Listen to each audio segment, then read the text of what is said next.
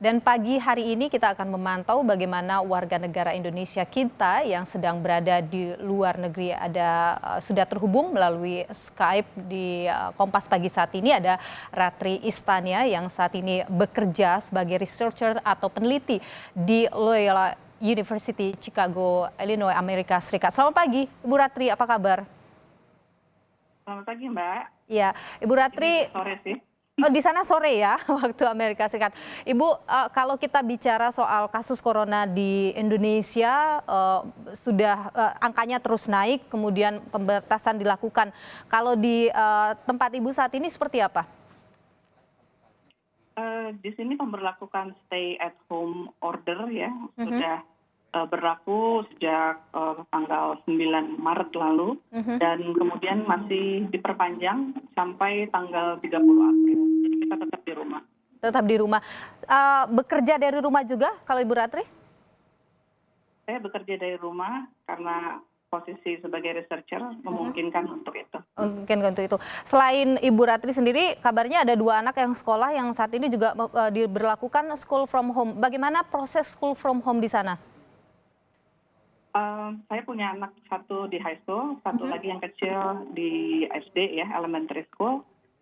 Proses pembelajaran online itu ternyata memang tidak mudah ya. Tidak mudah. Tapi saya bersyukur karena pihak sekolah, guru itu selalu akomodatif terhadap kebutuhan orang tua karena mereka melihat banyak juga orang tua yang bekerja. Oke. Seperti apa sih kendalanya atau tadi bicara tidak mudah, seperti apa tidak mudahnya? Terutama perubahan pola pembelajaran, karena mereka guru-guru pun menyesuaikan dengan kondisi yang tiba-tiba mereka harus mengajar online. Bahan-bahan mereka sudah siapkan berupa paket untuk offline-nya, tapi mereka pun harus mencoba platform baru berupa online. Jadi kadang-kadang ada perubahan, kadang pakai Zoom, kadang pakai Google Hangout. Beberapa hal itu juga membuat orang tua harus terus mengupdate tiap hari berita yang dikirimkan biasanya lewat email. Oke, kalau di sana di Chicago tempat Anda saat ini, kalau misalnya ada kendala nih dengan pembelajaran anak-anak, apa yang biasa dilakukan? Apakah itu cepat juga ditangani oleh pihak sekolah? Syukurnya di sini itu semua diserahkan kepada sekolah dan kepada kreativitas guru ya.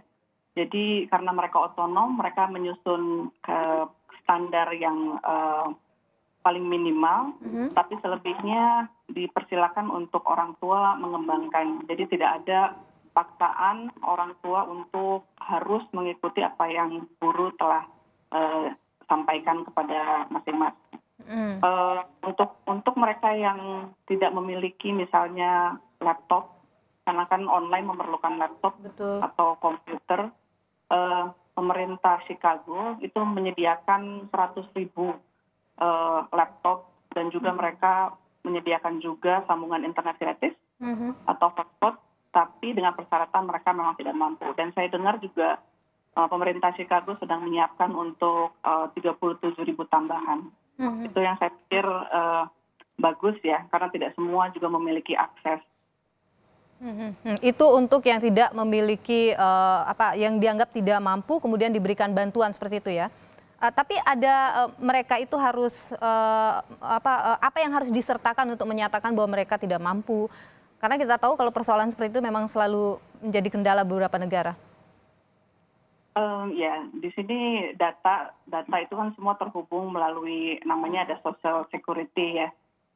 Itu mereka bisa memantau siapa saja warga yang memiliki pendapatan di bawah garis kemiskinan misalnya, itu ada daftarnya. Jadi mungkin integrasi data warga, baik itu warga memang betul-betul warga Amerika maupun warga yang datang kemari sebagai internasional, itu terhubung semua, dan itu yang mungkin menjadi dasar kemudahan pemerintah kota untuk bisa menentukan siapa yang perlu mendapatkan bantuan atau tidak. Data yang sudah terintegrasi menjadi dasar ya.